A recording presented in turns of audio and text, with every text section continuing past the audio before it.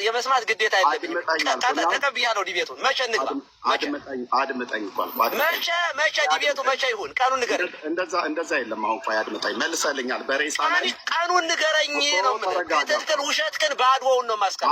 አራቁታል። እንደ ካህን ቄስ ነኝ ብለህ ያውም ደግሞ ዲያቆን ነኝ እያልክ ገና ከጸሎተ ማርያም ነው የምጀምርልህ። ዲያቆን ነኝ እያልክ ምትዋሸው ውሸት እንዲህ አይነት ሰው ነው እንግዲህ ቤተክርስቲያን ነው። የ14 ዓመትህን የውሸትህን አሰጣላለሁ እና በምትፈልገው ዲቤት እገባለሁ ካንተ ጋር። ልብ በሉ። እዚህ ያላችሁ 1500 ሰው ልብ በሉ። ለስሙ ካህን ነው። ሪከርድ አድርጉት። መስማት ሳይሆን ሪከርድ ጭምራል። አልተረጋጋም። በጣም እየጮኸ ነው። በጣም እየገለፈጠ ነው። እዩት ምን እንደሚያደርገው። እኔ እየጠየቅኩ ያለሁትን ሚዩት አድርገው። አይ ቲንክ ድምፅ አንተ ጋር ኤኮ ስላለ ማለት ነው። ሚዩት አድርገው። በዚህ ነው ያልክ። ታሪክ አታብዛ ግን አጠራርገው። ሚዩት አድርግ። ዚስ ኢዝ ኦርቶዶክስ። ልብ በሉ። እኔ ካሜራ ከፍቼ ፊቴን እያያችሁት ነው የማወራው። ፊቴም ላይ የሚነበባል። እሱ ከካሜራ ውጪ አረፋ እየደፈቀም ሊሆን ይችላል። ይሄ ሰው ስማ ቀለም ያዳምጥ። ቀለም የዋ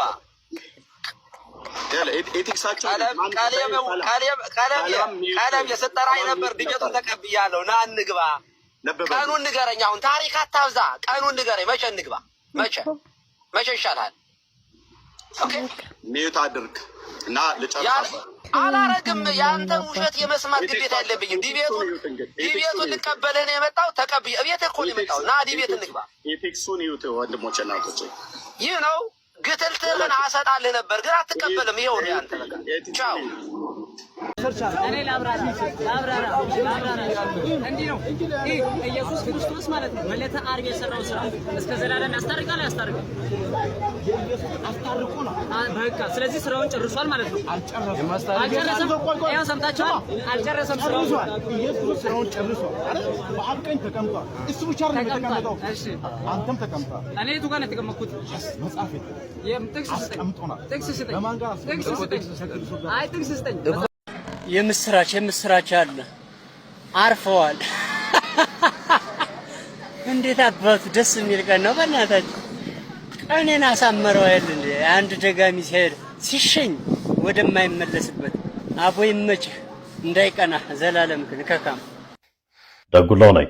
በቅድሚያ የቀድሞ እስልምና ጉዳዮች ምክር ቤት ተቀዳሚ ፕሬዝዳንት ሐጂ ሙፍቲ ዑመር እድሪስ ህልፈተ ህይወት የተሰማኝን ጥልቅ ሐዘን እየገለጽኩኝ ለቤተሰቦቻቸው፣ ለዘመዶቻቸው፣ ለወዳጆቻቸውና ለመላው የኢትዮጵያ ህዝብ መጽናናትን እመኛለሁ።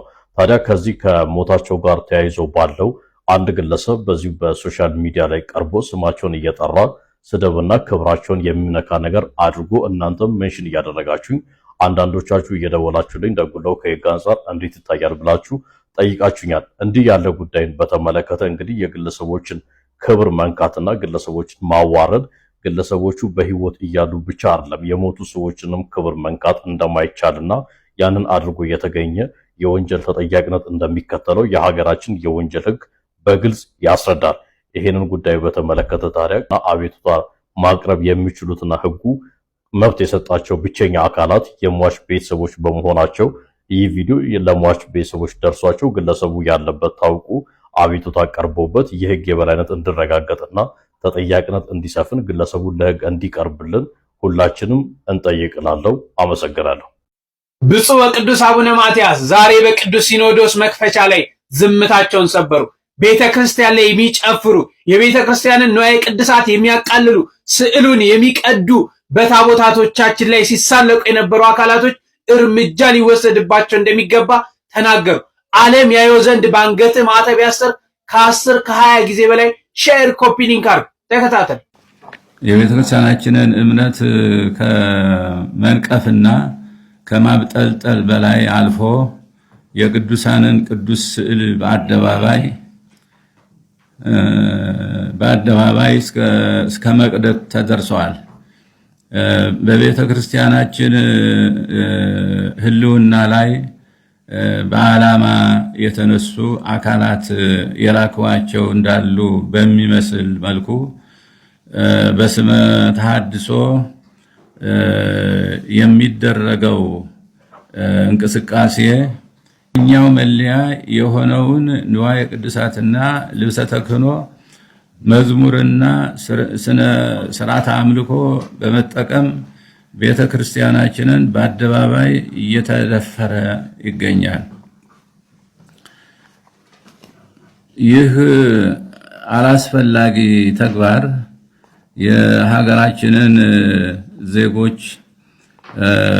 የሀገራችንን ዜጎች በእኩልነት የሚያስተዳድረውን ህገ መንግስት በቀጥታ የሚጻረር ድርጊት ነው። ሆኖም በህግ የሚጠይቅና የሚያስቆም አካል አልተገኘም። እኛም ዝምታ የመረጥን ይመስላል። ነገር ግን መፍትሄው ዝምታ ሳይሆን በህግ አግባብ ነገሩን ለመፍታት መንቀሳቀስ እንደሆነ ሁሉም ሊገነዘበው ይገባል። ብፁዓን አበው ሊቃነ ጳጳሳት፣ የቅዱስ ሲኖዶስ አባላት በዘመናችን እየተከሰተ ያለውን ችግር ስንዘረዝር ውለን ብናደር መናገሩ በራሱ መፍትሄ ሊያመጣልን አይችልም። ጉባኤው ከዚህ በላይ መናገር እንደሚችልም እንገነዘባለን። ነገር ግን ለዚህ ሁሉ ችግር ዘላቂ መፍትሄ ሊያመጣ የሚችል መደላድል ይህ ጉባኤ በዚህ ስብሰባ ሊተልም ይገባል ብለን ከአደራ ጋር ማሳሰብ እንወዳለን። የቅዱስ አባታችን ቡራኪያቸው ለሁላችንም ይድረሰን። ረጅም ዕድሜ ከጤና ጋር እንዲሰጣቸው በየኮሜንቱ ጻፉ። በረከታቸው በድጋሚ ይድረሰን። ስነ ስርዓት ተምሬያለሁ። ሊገባችሁ ባይገባችሁም ከእናንተ እና ሳትናገሩ ብዙ ትምህርት እያስተማራችሁ ነውና እንደው ከልብ አመሰግናለሁ። ዛሬ ጠብቅልን እናንተ ወንድሞች፣ አመሰግናለሁ። እናመሰግናለን። እግዚአብሔር ይስጥልን። ጻፉልን። እሺ ማርያምን እንወዶታለን ብላችሁ ጻፉልን። ከስር ያ ይቺን ሰዓት ማን የሰጠን? ይቺ ሰዓት የተሰጠችን ከእግዚአብሔር ነው። እውነቴን ነው የምነግራቸው። አሁን እንደዚህ አይነት ሰው ገብቶ መች አሰብን? ምንድነው እንትን የሚልክ? እኔ ዛሬ ጸልያለሁ፣ አንተ ሚሊዮነር ትሆናለህ። አሜን። አኬራ ላጃላ ቦዴኬና ማሳ በለጠ የሚባል ሰው ታውቃለህ? እኔ ነኝ። አንተ ነህ? በቃ ሚሊዮነር ሆነሃል። ቻው። ምንድን ነው የምትሰራው?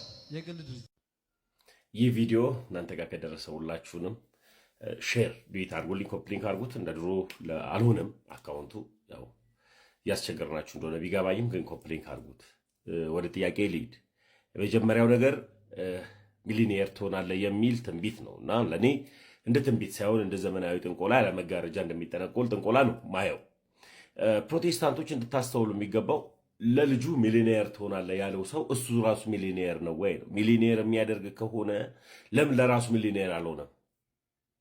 መጠንቆል ዘመናዊ ጥንቆላ እስከሆነ ድረስ ማለት ነው። እና ጠንቋይ ለራሱ አያውቅም ይባላል አንድ አባባላል። እና ልጁን ዝም ብሎ ሚሊኒየር ትሆናለህ አሉ። አገልጋዩ ስለ ሚሊኒየር አይሆንም።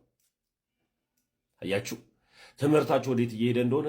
ከምድራዊ ነገር ከፍ እንደማይል ሰማያዊ የሆነውን እግዚአብሔር እንደማያሳይ ኑ ወደዚች እንቁና ንጽሕት ወደሆነች ወደ አንዲቷ ሃይማኖት ወደ ኦርቶዶክስ እንድትመጡ ጥሪ ያቀርብላችኋለሁ። ይህንን ጥሪ ሳቀርብላችሁ ትበላለህ፣ ትጠጣለህ፣ ሚሊኒየር ትሆናለህ፣ ባቡር ትነዳለህ፣ አውሮፕላን ያንተ ነው ምናምን የሚባል ትንቢት የሌለበት ነገር ግን ከትንቢት በላይ የጸና የእግዚአብሔር ቃል ያለበት እግዚአብሔር ቃል ውስጥ ደግሞ ሊሰራ የማይወድ አይብላ እንደሚል ትውልድ ወደ ስራ እንዲመጣ እግዚአብሔር አምላክም ደግሞ እጆችን ስራ ፍሬዎችን ይባርካል እንደሚል እጆች ስራ ፍሬዎች እንዲባረኩ ወደ ስራ እንድትንቀሳቀስ ትክክለኛ ህይወት ያለበት እግዚአብሔር ሰራተኛ አምላክ እንደሆነ የሚሰሩትንም እንደሚባርክ በትክክል ወደምታሰምረባት ወደ አንዲቱ ሃይማኖት እንድትመጡ ጥሪ ያቀርባለሁ።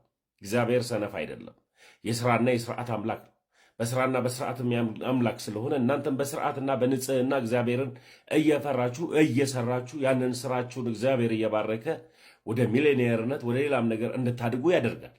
ስለዚህ ወደ እውነተኛውና ወደ ቀጥተኛዋ መምጣት ይሆንላችሁ። ሚሊዮኔር ትሆናለህ ያለው እሱ ራሱ ሚሊዮኔር አይደለም። ሚሊዮን ብር ቆጥሮ አያውቅ። ስለዚህ ጥንቆላ ነው እየጠነቆለ ያለው። እግዚአብሔር አምላክ ምህረት ያርግላችሁ። ኦርቶዶክስ ተዋህዶ ለዘላለም ትኖር። ይህንን ቪዲዮ ሼር አድርጉት። በሐጂ ሙፍቲ ሞት ከዋሃብያ ይልቅ ኦርቶዶክሶች ወንድሞቻችን እንዲሆኑ በይፋ አሳይተውናል። አገራችንን ሰላም አላህ ያድርግልን ብቻ።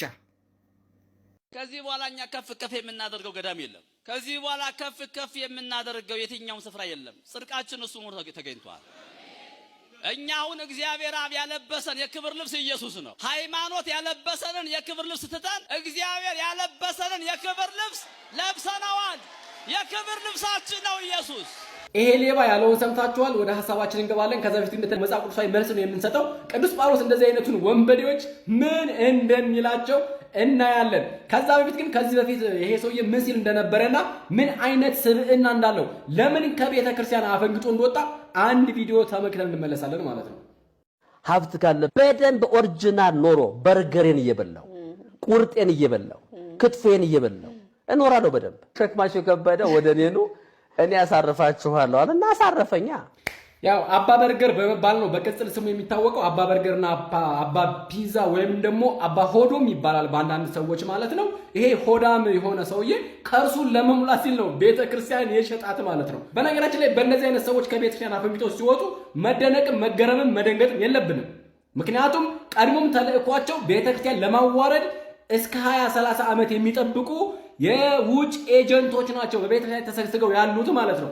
ከዚህ በፊት እነ ካሊድ ክብሮም እስልምናን ተቀብያለሁ ብለው ወጥተው በነገረ ስላሴ ላይ ጥያቄ አንስቶ ሲሳደቡ እንደነበረው አይነት ገዳማት ላይ እየገቡ ህይወታቸውን ሰጥተው ለጥልቁ ለጨለመው ማህበረሰብ በተልእኮ የሚሰሩ ኤጀንቶች፣ ደብል ኤጀንቶች ናቸው እነኚህ ሰዎች። እነኚህን ደግሞ ቅዱስ ጳውሎስ እንዴት እንደሚገልጻቸው እስኪ እንመልከት። መጽሐፍ ቅዱስ ስለነኚህ ሰዎች እንዴት እንደጻፈ ቅዱስ ጳውሎስ አስቀድሞ ማለት ነው። አንደኛ ቆሮንቶስ ምዕራፍ 11 ቁጥር 13 እስከ 15 ያለውን ቀጥታ ላንብብላችሁ ቃል በቃል ማለት ነው። ተከታተሉኝ አብራችሁ። እንደዚህ ቁጥር 13 ላይ እንደነዚህ ያሉ ሰዎች የክርስቶስ ሐዋርያት እንዲመስሉ ራሳቸውን እየለወጡ ውሸተኞች ሐዋርያትና ተንኮለኞች ሰራተኞች ናቸውና ይላል። ይህም ድንቅ አይደለም፣ ሰይጣን ራሱ የብርሃን መልአክ እንዲመስል ራሱን ይለውጣልና። እንግዲህ አገልጋዮቹ ደግሞ የጽድቅን አገልጋይ እንዲመስሉ ራሳቸውን ቢለውጡ ታላቅ ነገር አይደለም፣ ፍጻሜያቸው እንደ ስራቸው ይሆናል ይላል። እነኚህ ሰዎች የብርሃን መልአክ አባታቸው ዲያብሎስ እንኳን የብርሃን መልአክ መስሎ ቅዱስ ሚካኤል ነኝ ብሎ አፎሚያ እንዴት እንዳሳሳተ እኛ ኦርቶዶክሳውያን የምናውቀው ታሪክ ነው። አዳምና ሔዋን እንዴት እንዳሳሳተ የምናውቀው ታሪክ ነው። መልአክ እየመሰለ እየገባ ማለት የተመሰለ እነኚህ ሰዎች ደግሞ የአባቶቻችን የከበረውን የምንኩስናውን ልብስ ለብሰው ነገር ግን ጽድቃችን ክርስቶስ ነው፣ ሃይማኖት ያለበሰንን ልብስ አውልቀን ጥለናል እያሉ ልብሱን ግን ለብሰው የሚቀልዱ የብርሃን መልአክ የሚመስሉ አውሬዎች ዲያብሎሶች ናቸው። እነኚህ ሰዎች ቃል በቃል ሰይጣኖች ናቸው። ባጭሩ ሰውን የሚያሳስቱ ይህን ዓለም ትተው የመነኑ ሰዎች መነኮሳት የሚለብሱ ልብስ ለብሰው ውስጣቸው ደግሞ ነጣቂ ተኩላዎች፣ ሰይጣኖች፣ ሰይጣን የሰፈረባቸው ሰዎች እነኚህ ሰዎች ናቸው። ይሄ ሰውዬና መሰሎቹ አባ በርገር፣ አባ ሆዱ ወይም ደግሞ የሱ መሰሎች ማለት ናቸው። እነኚህ ሰዎች ልንነቃባቸው ይገባል። ደብል ኤጀንቶች ናቸው። ለሰይጣንም ለእግዚአብሔርም የሚያገለግሉ የሚመስሉ ልብስ ሲለብሱ የእግዚአብሔር አገልጋይ የሚመስሉ ነገር ግን ጫፋቸው ግን መጨረሻቸው ግን እነ ስራቸው ይሆናል እንዳለ ቅዱስ ጳውሎስ። ስራቸውን ደግሞ እኛ የእነሱ ተዋሪ መሆን የለብንም። እነሱ በሳቱ ለምን እኛ እንጠየቃለን እንዴ? መንቃት አለብን። እንደ አይነት ደብል ኤጀንት ካድሬዎች ቤተክርስቲያን ላይ ገብተው ቤተክርስቲያን ስሟን ሲያጠለሹ፣ ቤተክርስቲያን ሲያዋርዱ በተሰጠን ጸጋ ባለን ዕውቀትና በገባን ልክ መጠን ማለት ነው። ስለዚህ የመነኮሳት ልብስ ለብሶ የሚሰብከው ግን ክርስቶስ ኢየሱስ አይደለም። ፎልስ ክርስቶስ የተባለው ራሱ ክርስቶስ ማቴዎስ 24 ላይ ብዙዎች ሐሰተኛ ነቢያቶችና ብዙዎች ሐሰተኛ ክርስቶሶች ይነሳሉ፣ ቢቻላቸው የተመረጡን እስኪያስቱ ድረስ ድንቅና ታምራት ያደርጋሉ ያላቸውን እሱን አይነት ያኛውን ክርስቶስን የሚሰብክ ይሄ ከጨለማው ማህበረሰብ ነው። ኦርቶዶክሳውያን ልንነቃ ይገባል። ትውልዱን እየወሰዱት ነው ያለው። የሚወስዱት ግን ወደ ጨለማው ማህበረሰብ ገንዘብ ፈሰስ ለሚያደርግላቸው የኢትዮጵያን ቤተክርስቲያን ለማዋረድ የምዕራባውያንን ሴራ የጭልቁን የጨለማውን ማህበረሰብ የነዛ ኤጀንቶች ናቸው። አንድም ፕሮቴስታንት በንጽህና የሚሰብክ የለም። ከሰበከም ደግሞ ያ ሰው አልገባው የተመለመለበት ዓላማ ማለት ነው። ስራቸው ይሄና ይሄ ብቻ ነው። ሰውን ከጽድቅ መንገድ ማስወጣት መብል። ይሄ ሆዳ አምላኩ እኮ ናቸው እነኚህ እኮ ቅዱስ ጳውሎስ የጠራቸው ማለት ነው። ነውራቸው በክብራቸው ነው። የነሱ አምላካቸው ሆዳቸው ነው። እንደሰማችሁ በርገር እንበላለሁ ፒዛ እንበላለሁ አለ። ሆዱ አምላኩ ነው፣ እግዚአብሔር አይደለም አምላኩ ይሰው። እንዳይነሳ መሰሎች ደግሞ እንቀጥላለን እንደ እግዚአብሔር ፈቃድ ማለት ነው። እናንተ ግን አካውንቴ እንዳይዘጋ እየገባችሁ ኮፒ ሊንክ አድርጉ፣ ቪዲዮ ደግሞ ሼር አድርጉት እጅግ አብዝታችሁ። እግዚአብሔር አምላካችን ነው በሌላ ቪዲዮ ያገናኘን። ሰላም በያላችሁበት እወዳለሁ። ከዚህ በፊት የደንብ ልብስ በመልበስ ወንጀል የሚሰሩ ሰዎች እንዳሉ ጭምጭምታ እንሰማ ነበር። አሁን ደግሞ ሐላልና ገሃድ እየሆነ መጥቷል። በትናንትናው ዕለት ዩኒቲ ዩኒቨርሲቲ አካባቢ ዲዛይር የምትነዳ እናትን ከመኪና ውስጥ አስወርደው መሬት ላይ ጥለዋት ሁለት የፌዴራል ፖሊስ ልብስ የለበሱ ግለሰቦች መኪናውን ይዘው ለመሰወር ሲሞክሩ ከፊት ጋር ተጋጭተው መያዛቸውም ታውቋል። እጅግ በጣም የሚመሰገን ሞተረኛ ትራፊክም ሳይረን አብርቶ በመከታተል በቁጥጥር ስር እንዲውሉም አድርጓቸዋል። ዋካችሁ ይህን ቪዲዮ ለምታውቁት የህግ አካል አሊያም ለምታውቁት የፌዴራል ፖሊስ ኮሚኒኬሽን ቢሮ ለግንዛቤ ይሆናልና ዋካችሁ ብታደርሱልኝ ደስ ይላል። ማንኛውም የደንብ ልብስ የፌዴራል ወይም የመከላከያ እንዲሁም የፖሊስ ልብስ የለበሰ ሰው መጥቶ በሚያናገረን ጊዜ የእኛስ መብት እስከምን ድረስ ነው? የእነሱን ማንነት ለማወቅ የሚያስችል ምን አይነት ነገር አለ? ዋካችሁ ብታሳውቁኝና ህዝቡን በዚህ ላይ ንቃት እንዲኖር ቢደረግ መልካም ይመስለኛል። አሁን ሁሉም ሰው ፖሊስ ሲመጣ ትራፊክ ሲመጣ ወይም መከላከያ ሲያገኘው ቀጥታ ያለውን ከመተግበር ውጪ ማንነቱን እንኳን ለማረጋገጥ እድል አይኖረውም። ቢኖረውም እንኳን የሚቀርብበት ዱላና ጥፊ እንደሆነ ይታወቃል። ስለዚህ የህዝቡ መብት ምን ድረስ ነው? እነዚህን ሰዎች ትክክለኛ ህጋዊ መሆናቸውን የማወቅ መብት ሳለው ወይ? ህገ መንግስቱስ ምን ይላል? እባካችሁ ጠበቃዎች አሊያም በህግ አስከባሪዎች ኮሚኒኬሽን ቢሮ የሚሰሩ ሰዎች ይህንን ምላሽ ቢሰጡንና ህዝቡም ትክክለኛ የደንብ አስከባሪዎችን ማንነት አውቆ ለህጉም ሆነ ለሚጠይቁት ነገር ተገዥ እንዲሆን ንቃት መፍጠር ይሆናልና እነዚህ ግለሰቦች የፌዴራል ልብስ ለብሰው ፌዴራል ሳይሆኑ መኪና ለመዝረፍ ሞክሩት እንደተያዙት ሁሉ ሌላው ህዝብ መጠንቀቅ ካለበት እንዴት አድርጎ መጠንቀቅ እንዳለበት ማብራሪያ ቢሰጠን መልካም ነው እላለሁ። ሰናይ ቀን ተመኘው። በራችሁን ሳትቆልፉ የምታሽከረክሩ ሰዎች እንግዲህ ከዚህ በኋላ ጥንቃቄ እንድታደርጉ የመልእክት ለእናንተ ነው። ይሄ ከጀርባ የምትመለከቱት ሰውም ሀሰተኛ የሆነ የደንብ ልብስ ለብሶ ገርጂ ዩኒቲ ዩኒቨርሲቲ መታጠፊያ አካባቢ እንግዲህ አንዲት ግለሰብ ዲዛይር መኪናዋን ይዛ እያሽከረከረች ወደ መታጠፊያው ጋር በምትገባበት ሰዓት እንግዲህ በሯን አልቆልፈችውም ነበረ። ለማቆም ስትሞክር በሯን በግድ ከፍተው እሷን አውጥተው አስፓልት ላይ ከጣሏት በኋላ እንግዲህ ብቻውን አይደለም ሌላ አንድ ተባባሪ እንደሱ የደንብ ልብስ የለበሰ ሰው ጋር እንግዲህ መኪናውን ይዘው ለመሰወር ሲሞክሩ እዛ አካባቢ ላይ የሚገኝ ትራፊክ በማየቱና አካባቢው ላይ ሳይረን እያስጮኸ እነዚህ ሰዎች እየተከተላቸው ነበረ። እነዚህ ሰዎችም እንግዲህ በመደናበር ሄደው ከአንድ ቪትስ ጋር ይጋጫሉ ማለት ነው። ከቪትሱ ጋር ከተጋጩ በኋላ በቁጥጥር ስር ያውላቸዋል ማለት ነው። ከትራፊኩ ጋር ግብ ላይ ያሉ በአካባቢው ላይ ያሉ ሰዎች እንደምትመለከቱት ከበው ይዘዋቸው መኪናውንም ማስጣል ችሏል ማለት ነው። ይህ ነገርም እንግዲህ የተፈጠረው እጅግ በሚገርም ሁኔታ መሀል ከተማ ውስጥ ነው፣ በጠራራ ፀሐይ እንዲሁም ደግሞ ሰው እያየ ባለበት ሰዓት ላይ ነው ማለት ነው እንደዚህ አይነት ነገሮች የተፈጠሩት። ይህ ጥንቃቄ ለሚያስፈልገው ጓደኛችሁ ሼር አድርጉለት። በምታሽከረክሩበት ሰዓት እንግዲህ አስፈላጊውን ጥንቃቄ አድርጉ። እንዲሁም ደግሞ በራችሁን ቆልፉ። በአዲስ መረጃ መልሳሌ ፕላስ ምልክቷን የተጫናችሁ ቤተሰብ ነው። መልካም ቀን። አካላቸው ለሞትና ለጉዳት ሀብታቸውም ለዝርፊያና ለውድመት እየተዳረገ ነው። ይህም ሁሉ ሆኖ ፍትህን እያገኙ አይደለም። አብያተ ክርስቲያናትም በምዕመናን ፍልሰት እየተዘጉም እየተቃጠሉም ነው። ከዚህም ሌላ የሌለን ነገር እንዳለ አስመስሎ ከየአቅጣጫው የሚወረወረው የባዕዳን ስም የማጥፋት ዘመቻ የቤተ ክርስቲያናችንን እምነት ከመንቀፍና ከማብጠልጠል በላይ አልፎ የቅዱሳንን ቅዱስ ስዕል በአደባባይ እስከ መቅደድ ተደርሰዋል። በቤተ ክርስቲያናችን ሕልውና ላይ በዓላማ የተነሱ አካላት የላክዋቸው እንዳሉ በሚመስል መልኩ በስመ ተሐድሶ የሚደረገው እንቅስቃሴ የኛው መለያ የሆነውን ንዋየ ቅድሳትና ልብሰ ተክህኖ መዝሙርና ስነ ስርዓተ አምልኮ በመጠቀም ቤተ ክርስቲያናችንን በአደባባይ እየተደፈረ ይገኛል። ይህ አላስፈላጊ ተግባር የሀገራችንን ዜጎች በእኩልነት የሚያስተዳድረውን ሕገ መንግስት በቀጥታ የሚጻረር ድርጊት ነው። ሆኖም በሕግ የሚጠይቅና የሚያስቆም አካል አልተገኘም። እኛም ዝምታ የመረጥን ይመስላል። ነገር ግን መፍትሄው ዝምታ ሳይሆን በህግ አግባብ ነገሩን ለመፍታት መንቀሳቀስ እንደሆነ ሁሉም ሊገነዘበው ይገባል። ብፁዓን አበው ሊቃነ ጳጳሳት፣ የቅዱስ ሲኖዶስ አባላት በዘመናችን እየተከሰተ ያለውን ችግር ስንዘረዝር ውለን ብናደር መናገሩ በራሱ መፍትሄ ሊያመጣልን አይችልም። ጉባኤው ከዚህ በላይ መናገር እንደሚችልም እንገነዘባለን። ነገር ግን ለዚህ ሁሉ ችግር ዘላቂ መፍትሄ ሊያመጣ የሚችል